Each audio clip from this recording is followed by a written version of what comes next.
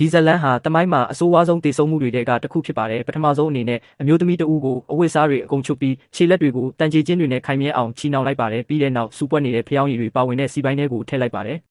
ရေပါးကိုဖြည်းဖြည်းချင်းဖွင့်လိုက်တဲ့အခါအရေပျော်နေတဲ့ဖျောင်းတွေဟာပိုက်တွေကတဆင့်စီးကျလာပြီးအမျိုးသမီးရဲ့ခန္ဓာကိုယ်တစ်ခုလုံးကိုဖုံးလွှမ်းသွားပါတယ်ခဏအကြာမှာတော့သူမရှိခဲ့တဲ့နေရာမှာလူနဲ့တူတဲ့ဖျောင်းရုပ်ကြီးတစ်ခုဖြစ်သွားပါတော့တယ်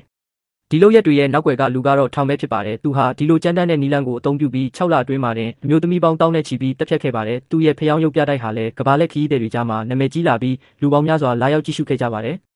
သူ့ရဲ့ဖျောင်းရုပ်တွေဟာတကယ်လူတွေနဲ့အရန်တူလုံးလို့တချို့ဆိုရင်လှုပ်ရှားနေတယ်လို့တောင်ထင်ရပါတယ်လာရောက်ကြည့်ရှုသူတွေဟာအံ့ဩနေကြပေမဲ့ဒီရုပ်တုတိုင်းဟာတည်ဆုံးသွားတဲ့လူသားတွေရဲ့ရုပ်လောင်းတွေကိုအသုံးပြုပြီးပြုလုပ်ထားတာဆိုတဲ့အမှန်တရားကိုတော့ဘယ်သူမှမသိခဲ့ကြပါဘူး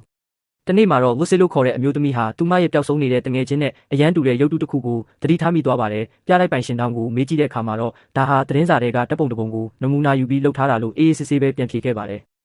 ဒါပေမဲ့ဝစ်စစ်ကတော့မယုံကြည်ပါဘူးသူမဟာရုပ်တုရဲ့နားနောက်ကတက်တူးကိုကြည့်လိုက်တဲ့အခါသူမတငယ်ချင်းရဲ့တက်တူးနဲ့ထပ်တူကြနေတာကိုတွေ့လိုက်ရပါတယ်အဲ့ဒီညမှာပဲလူစီဟာပြလိုက်ထဲကိုခိုးဝင်ပြီးရုပ်တုရဲ့သပင်တုကိုမကြည့်လိုက်တဲ့အခါတကယ်လူသားရဲ့သပင်တွေလိုခံစားလိုက်ရပါတယ်အဲ့ဒီအချိန်မှာပဲနောက်ကနေတွင်ရဲ့အတန်ထွက်လာပြီးဒီရုပ်တုဟာတကယ်ပဲသူမတငယ်ချင်းခတ်တိဖြစ်ကြောင်းအတီးပြုပေးလိုက်ပါတော့တယ်